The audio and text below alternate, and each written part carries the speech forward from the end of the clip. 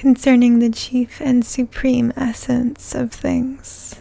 The magi in their wisdom asserted that all creatures might be brought to one unified substance, which substance they affirm may, by purifications and purgations, attain to so high a degree of subtlety, such divine nature and occult property, as to work wonderful results. For they considered that by returning to the earth and by a supreme magical separation, a certain perfect substance would come forth, which is at length, by many industrious and prolonged preparations, exalted and raised up above the range of vegetable substances, into mineral, above mineral into metallic, and above perfect metallic substances into a perpetual and divine quintessence, including in itself the essence of all celestial and terrestrial creatures. The Arabs and Greeks by the occult characters and hieroglyphic descriptions of the Persians, and the Egyptians attained to secret and abstruse mysteries. When these were obtained and partially understood, they saw with their own eyes in the course of experimenting many wonderful and strange effects.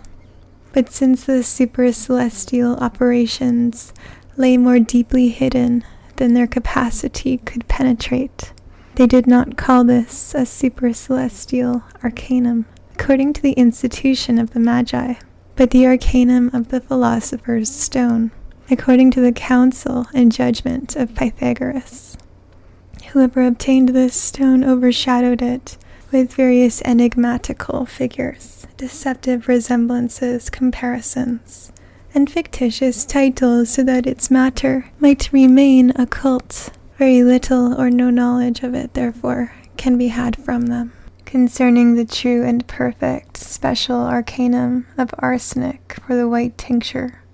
Arsenic contains within itself 3 natural spirits. The first is volatile, combustible, corrosive, and penetrating all metals.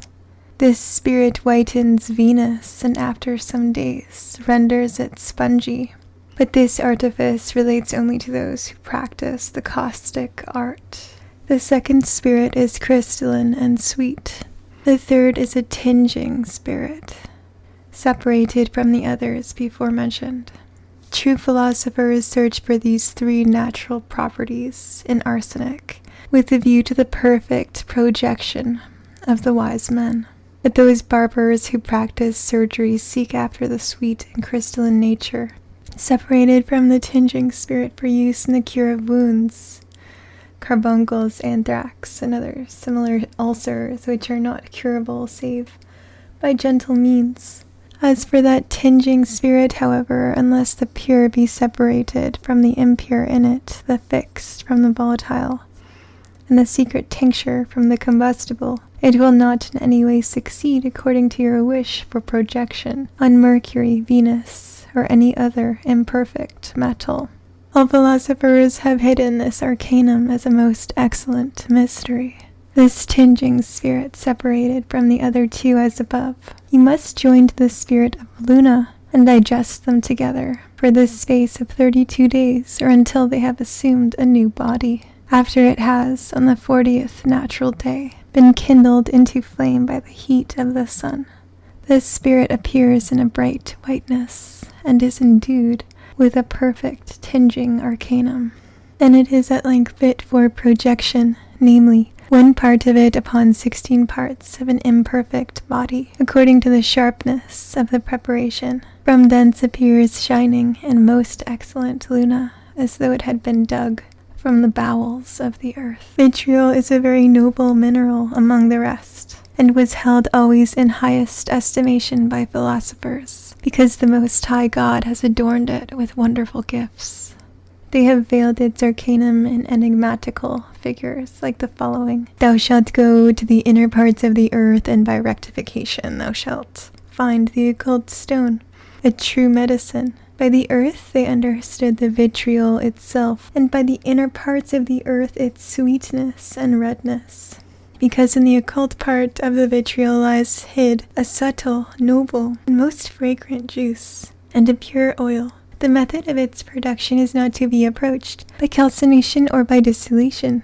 for it must not be deprived on any account of its green color. If it were, it would at the same time lose its arcanum and its power. Indeed, it should be observed at this point that minerals, and also vegetables and other things like which shew greenness without, contain within themselves an oil red like blood, which is their arcanum. Hence it is clear that the distillations of the druggists are useless, vain, foolish, and of no value, because these people do not know how to extract the blood-like redness from the vegetables. Nature herself is wise, and turns all the waters of vegetables to a lemon color, and after that into an oil which is very red like blood. The reason why this is so slowly accomplished arises from the too great haste of the ignorant operators who distill it, which causes the greenness to be consumed. They have not learnt to strengthen nature with their own powers, which is the mode whereby that noble green color ought to be rectified into redness of itself. An example of this is white wine digesting itself into a lemon color, and in the process of time, the green color of the grape is of itself turned into the red, which underlies the cerulean. The greenness, therefore, of the vegetables and minerals being lost by the incapacity of the operators, the essence also and spirit of the oil and of the balsam, which is noblest among arcana, will also perish. Special instruction concerning the process of vitriol for the red tincture. Vitriol contains within itself many muddy and viscous imperfections. Therefore its greenness must be often extracted with water, and rectified until it puts off all the impurities of earth. When all these rectifications are finished, take care above all that the matter shall not be exposed to the sun, for this turns its greenness pale and at the same time absorbs the arcanum. Let it be kept covered up in a warm stove so that no dust may defile it. Afterwards let it be digested in a closed glass vessel for the space of several months, or until different colors and deep redness shew themselves. Still you must not suppose that by this process the redness is sufficiently fixed. It must in addition be cleansed from the interior with accidental defilements of the earth in the following manner. It must be rectified with acetum until the earthy defilement is altogether removed and the dregs are taken away. This is now the true and best rectification of its tincture, from which the blessed oil is to be extracted. From this tincture, which is carefully enclosed in a glass vessel, and the lembic afterwards placed on it and luted, so that no spirit may escape, the spirit of this oil must be extracted by distillation over a mild and slow fire. This oil is much pleasanter and sweeter than any aromatic balsam of the drug sellers, being entirely free from all acridity. There will subside in that bottom of the cucurbite some very white earth, shining and glittering like snow. This keep and protect from all dust. This same earth is altogether separated from its redness. Thereupon follows the greatest arcanum, that is to say, the super celestial marriage of the soul, consummately prepared and washed by the blood of the Lamb with its own splendid shining and purified body. This is the true super celestial marriage by which life is prolonged to the last and predestined day. In this way, then, the soul and the spirit of the vitriol, which are its blood, are joined with its purified body, that they may be for eternity inseparable. Take therefore this our foliated earth in a glass vial. Into it pour gradually its own oil. The body will receive and embrace its soul, since the body is affected with extreme desire for the soul, and the soul is most perfectly delighted with the embrace of the body.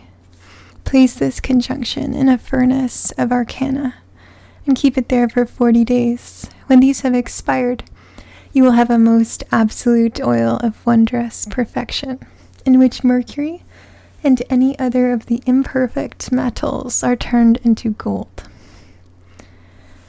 Now let us turn our attention to its multiplication. Take the corporeal mercury in the proportion of 2 parts. Pour it over 3 parts equal in weight of the aforesaid oil, and let them remain together for 40 days. By this proportion of weight and this order, the multiplication becomes infinite. Concerning the secrets and arcana of antimony for the red tincture with a view to transmutation. Antimony is the true bath of gold. Philosophers call it the examiner and stillax. Poets say that in this bath Vulcan washed Phoebus and purified him from all dirt and imperfection. It is produced from the purest and noblest mercury and sulfur, under the genus of vitriol, in metallic form and brightness. Some philosophers call it the white lead of the wise men, or simply the lead. Take therefore of antimony, the very best of its kind, as much as you will. Dissolve this in its own aqua fortis, and throw it into cold water, adding a little of the crocus of Mars, so that it may sink to the bottom of the vessel as a sediment, for otherwise it does not throw off its dregs. After it has been dissolved in this way, it will have acquired supreme beauty. Let it be placed in a glass vessel closely fastened on all sides, with a very thick lute, or else in a stone bosia, and mix with it some calcinated tutia, sublimated to the perfect degree of fire. It must be carefully guarded from liquefying, because with too great heat it breaks the glass. From 1 pound of this antimony a sublimation is made perfected for a space of 2 days. Place this sublimated substance in a phial, that it may touch the water with its 3rd part in a luted vessel, so that the spirit may not escape. Let it be suspended over the tripod of Arcana, and let the work be urged on at first with a slow fire equal to the sun's heat at midsummer. Then at length on the 10th day let it be gradually increased. For with too great heat the glass vessels are broken, and sometimes even the furnace goes to pieces. While the vapor is ascending, different colors appear. Let the fire be moderated until red matter is seen. Afterwards dissolve in the very sharp acetum, and throw away the dregs. Let the acetum be abstracted, and let it again be dissolved in common distilled water. This again must be abstracted, and the sediment distilled with a very strong fire in a glass vessel closely shut.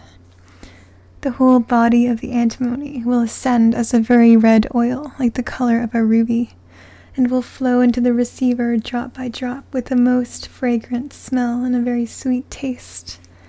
This is the supreme arcanum of the philosophers in antimony, which they account most highly among the arcana of oils. Then lastly, let the oil of Sol be made in the following way.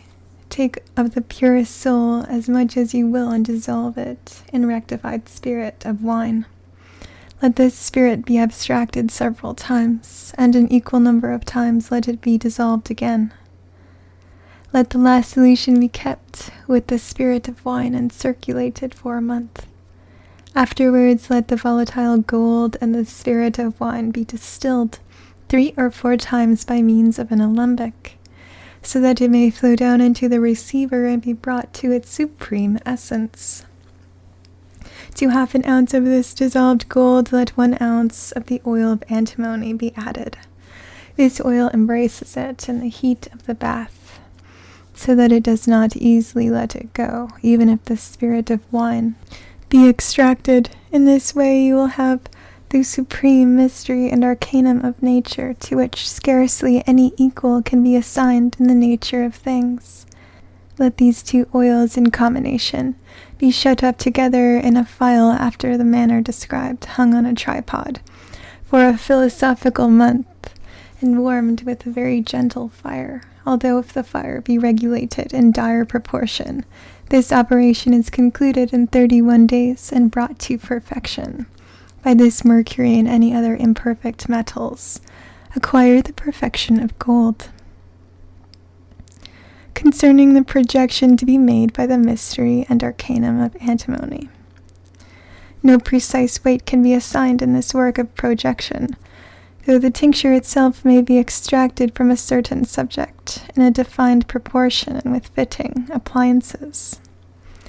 For instance, that medicine tinges sometimes 30, 40, occasionally even 60, 80, or 100 parts of the imperfect metal.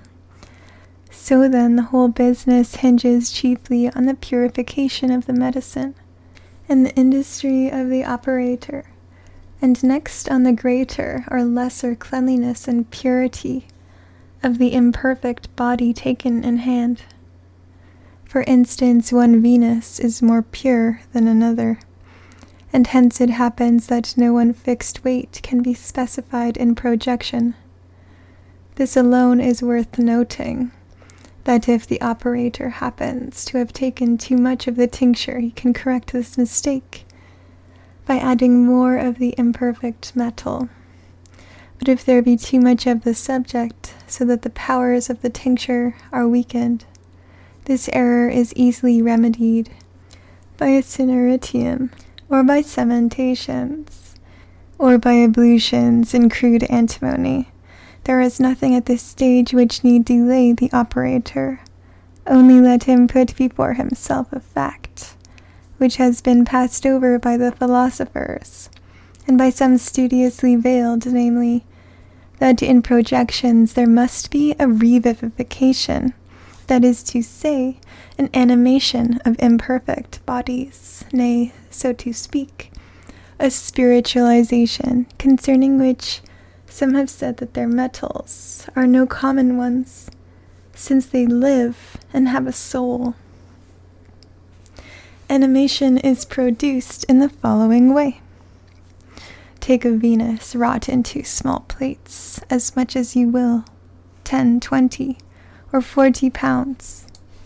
Let these be encrusted with a pulse made of arsenic and calcined tartar, and calcined in their own vessel for 24 hours.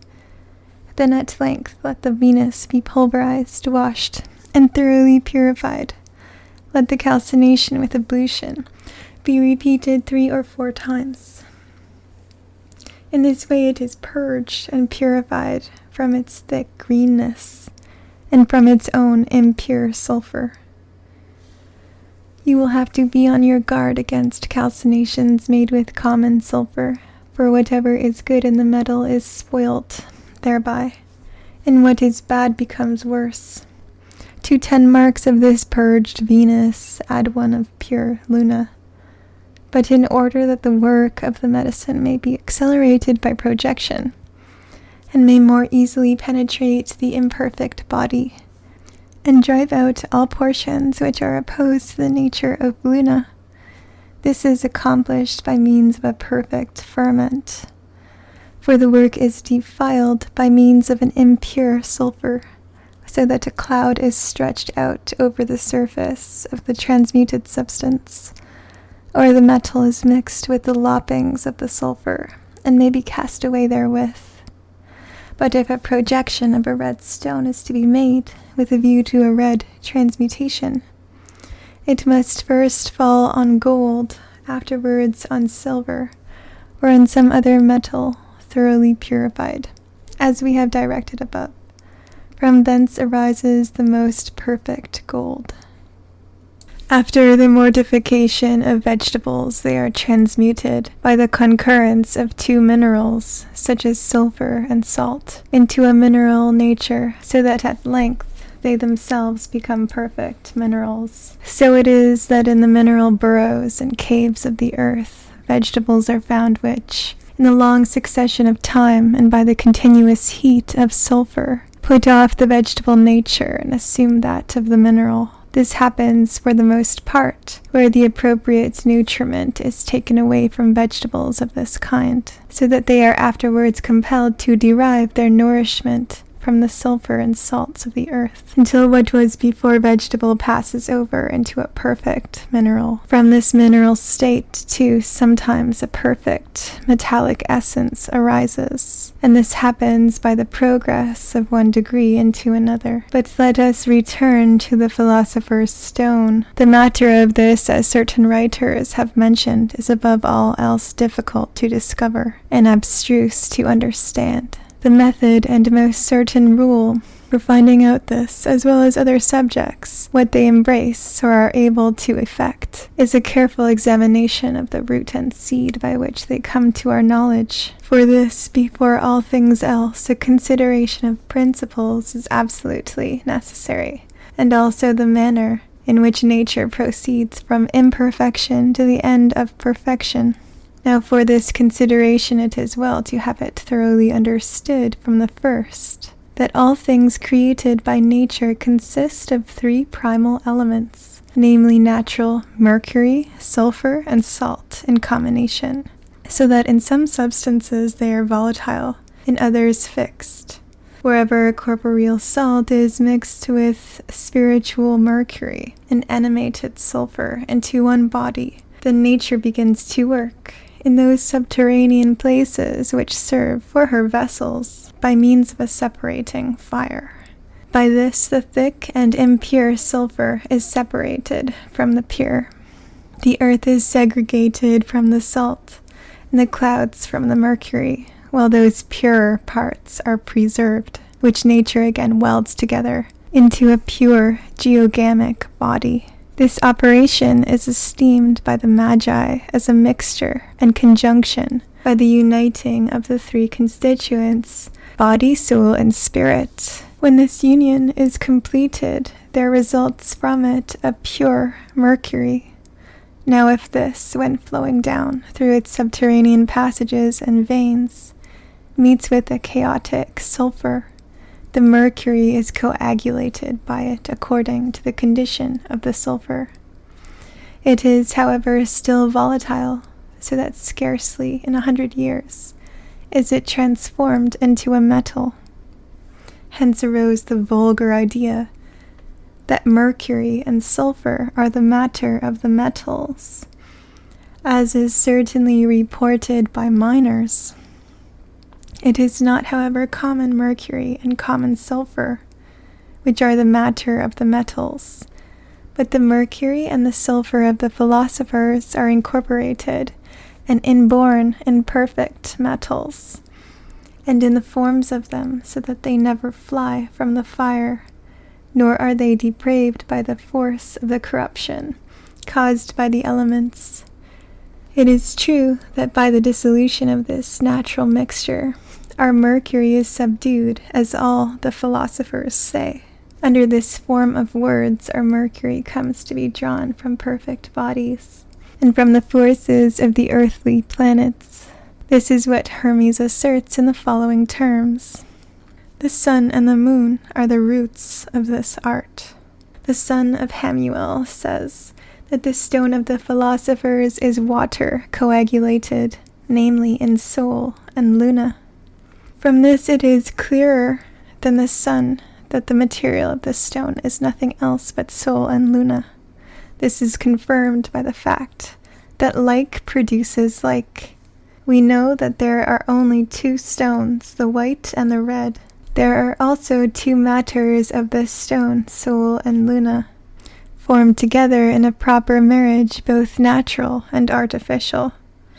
Now as we see that the man or the woman without the seed of both cannot generate, in the same way our man Sol and his wife Luna cannot conceive or do a thing in the way of generation without the seed and sperm of both. Hence the philosophers gathered that a third thing was necessary, namely the animated seed of both, the man and the woman, without which they judged that the whole of their work was fruitless and in vain. Such a sperm is mercury, which by the natural conjunction of both bodies, Sol and Luna, receives their nature into itself in union. Then at length, and not before, the work is fit for congress, ingress, and generation, by the masculine and feminine power and virtue. Hence the philosophers have said that this same mercury is composed of body, spirit, and soul, and that it has assumed the nature and property of all elements. Therefore, with their most powerful genius and intellect, they asserted their stone to be animal. They even called it their Adam, who carries his own invisible Eve hidden in his body, from that moment in which they were united by the power of the supreme God, the maker of all creatures. For this reason it may be said that the mercury of the philosophers is none other than their most abstruse compounded mercury, and not the common mercury. So then they have wisely said to the sages that there is in mercury whatever wise men seek. Almadir, the philosopher, says, "We extract our mercury from one perfect body and two perfect natural conditions incorporated together, which indeed puts forth externally its perfection, whereby it is able to resist the fire, so that its internal imperfection may be protected by the external perfections." By this passage of the sagacious philosopher is understood the Adamic matter, the limbus of the microcosm, the homogeneous unique matter of the philosophers. The sayings of these men, which we have before mentioned, are simply golden and ever to be held in the highest esteem, because they contain nothing superfluous or without force. Summarily, then, the matter of the philosopher's stone is none other than a fiery and perfect mercury extracted by nature and art. That is, the artificially prepared and true hermaphrodite atom and the microcosm. The wisest of the philosophers, Mercurius, making the same statement, called the stone an orphan. Our mercury, therefore, is the same which contains in itself all the perfections, force, and virtues of the sun, which also runs through all the streets and houses of all the planets, and in its own rebirth has acquired the force of things above and things below, to the marriage of which it is to be compared, as is clear from the whiteness and the redness combined in it. Concerning the preparation of the matter for the philosophic stone. What nature principally requires is that its own philosophic man should be brought into a mercurial substance, so that it may be born into the philosophic stone. Moreover, it should be remarked that those common preparations of Geber, Albertus Magnus, Thomas Aquinas, Rupert Gisca, Polydorus, and such men, are nothing more than some particular solutions, sublimations, and calcinations, having no reference to our universal substance, which needs only the most secret fire of the philosophers. Let the fire and azoth therefore suffice for you, from the fact that the philosophers make mention of certain preparations, such as putrefaction, distillation, sublimation, calcination, coagulation, dealbation, rubification, ceration, fixation, and the like. You should understand that in their universal substance, nature herself fulfills all the operations in the matter spoken of, and not the operator, only in a philosophical vessel, and with a similar fire, but not common fire. The white and the red spring from one root, without any intermediary.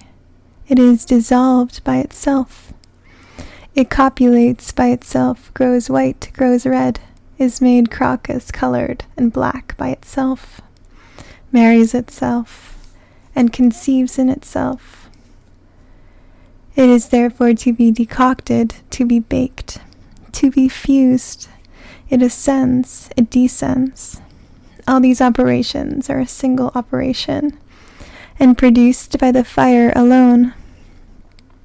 Still, some philosophers nevertheless have, by a highly graduated essence of wine, dissolved the body of soul and rendered it volatile, so that it should ascend through an alembic, thinking that this is the true volatile matter of the philosopher, as though it is not so. And although it be no contemptible arcanum to reduce this perfect metallic body into a volatile spiritual substance, yet they are wrong in their separation of the elements. This process of the monks, such as Holy Richard of England, Paracelsus, and the rest, is erroneous. By this process, they thought that they were going to separate gold after this fashion into a subtle, spiritual, and elementary power, each by itself, and afterwards by circulation and rectification to combine them again in one. But in vain. For although one element may, in a certain sense, be separated from another, yet nevertheless, every element separated in this way can again be separated into another element. But these elements cannot afterwards, by circulation in a pelican or by distillation, be again brought back into one, but they always remain a certain volatile matter. And aurum potabile, as they themselves call it. The reason why they could not compass their intention is that nature refuses to be in this way dragged asunder and separated by man's disjunctions, as by earthly glasses and instruments. She alone knows her own operations and the weights of the elements, the separations, rectifications, and copulations of which she brings about, without the aid of any operator or manual artifice, provided only the matter be contained in the secret fire, and in its proper occult vessel. The separation of the elements, therefore, is impossible by man. It may appear to take place, but it is not true, whatever may be said by Raymond Lully, and of that famous English golden work which he is falsely supposed to have accomplished. Nature herself has within herself the proper separator, who again joins together what he has put asunder without the aid of man. She knows best the proportion of every element, which man does not know, however misleading writers romance in their frivolous and false recipes about this volatile gold. This is the opinion of the philosophers, that when they have put their matter into the more secret fire, and when with a moderated philosophical heat it is cherished on every side, beginning to pass into corruption, it grows black. This operation they term putrefaction, and they call the blackness by the name of the crow's head. The ascent and descent, therefore, they term distillation, ascension, and descension. The exsication they call coagulation, and the dealbation they call calcination. Well, because it becomes fluid and soft in the heat, they make mention of ceration. When it ceases to ascend and remains liquid at the bottom, they say fixation is present. In this manner, it is the terms of philosophical operations are to be understood, and not otherwise. Concerning instruments and the philosophic vessel, sham philosophers have misunderstood the occult and secret philosophical vessel. In verses, that which is said by Aristoteles the alchemist, not the famous Greek academic philosopher, giving it out that the matter is to be decocted in a triple vessel. Worst of all is that which is said by another, namely that the matter in its first separation and first degree requires a metallic vessel, in its second degree of coagulation and dealbation, of its earth a glass vessel, and in the third degree for fixation an earthen vessel. Nevertheless, hereby the philosophers understand one vessel alone, in all the operations up to the perfection of the red stone. Since then our matter is our root for the white and the red, necessarily our vessel must be so fashioned that the matter in it may be governed by the heavenly bodies. For invisible celestial influences and the impressions of the stars are in the very first degree necessary for the work. Otherwise it would be impossible for the Oriental, Chaldean, and Egyptian stone to be realized. By this Anaxagoras knew the powers of the whole firmament, and foretold that a great stone would descend from heaven to earth, which actually happened after his death. To the Kabbalists, our vessel is perfectly well known, because it must be made according to a truly geometrical proportion and measure, and from a definite quadrature of this circle, so that the spirit and the soul of our matter, separated from their body, may be able to raise this vessel with themselves, in proportion to the altitude of heaven. If the vessel be wider, narrower, higher, or lower than is fitting, and then the dominating, operating spirit and soul desire, the heat of our secret philosophic fire, which is indeed very severe, will violently excite the matter and urge it on to excessive operation, so that the vessel is shivered into 1,000 pieces, with imminent danger to the body and even the life of the operator. On the other hand, if it be of greater capacity than is required in due proportion for the heat to have effect on the matter, the work will be wasted and thrown away. So then our philosophic vessel must be made with the greatest care. What the material of the vessel should be is understood only by those who, in the first solution of our fixed and perfected matter, have brought that matter to its own primal quintessence.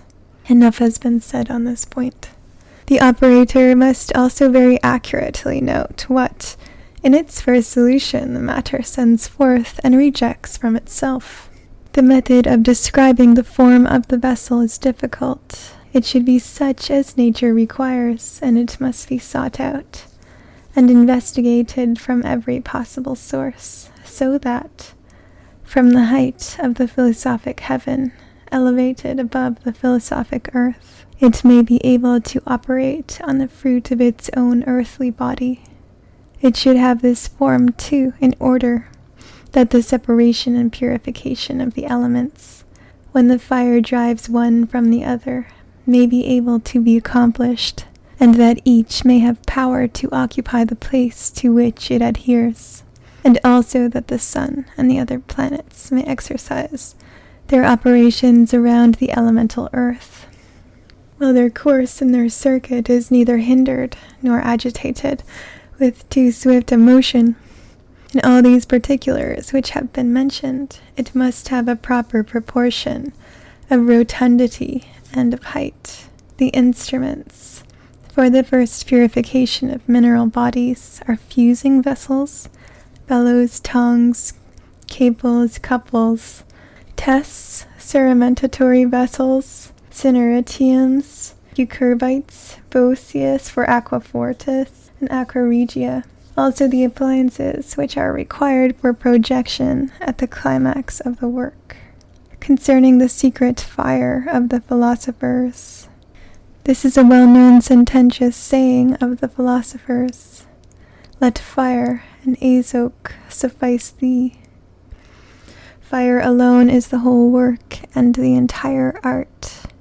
Moreover, they who build their fire and keep their vessel in that heat are in error. In vain some have attempted it with the heat of horse dung. By the coal fire without a medium they have sublimated their matter, but they have not dissolved it. Others have got their heat from lamps, asserting that this is the secret fire of the philosophers for making their stone. Some have placed it in a bath, first of all in heaps of ants' eggs, others in juniper ashes. Some have sought the fire in quicklime and tartar, vitriol, nitre. Others, again, have sought it in boiling water. Thomas Aquinas speaks falsely of this fire, saying that God and the angels cannot do without this fire, but use it daily.